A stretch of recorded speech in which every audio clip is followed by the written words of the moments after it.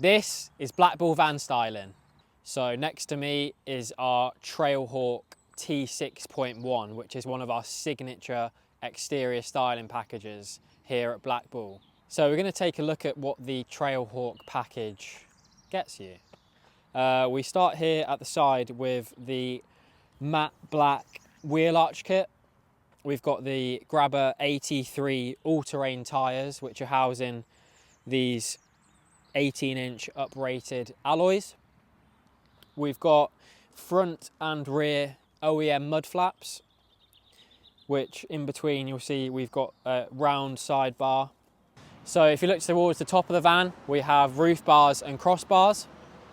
And then at the rear, we've got the bumper protector. Because this van's a combi, we've got the optional extra of the flush fit opening side windows. And on the inside, this van is equipped with our interior lining package as well. And that includes sound deadening, insulation, ply, carpet finish, and also a suede headliner. We've got 4 LED spotlights within the suede headliner that work on the courtesy system. We've added a 12-volt socket to the rear of the van. And for the passengers in the rear, there are also 2 USB ports on each side in the B pillars.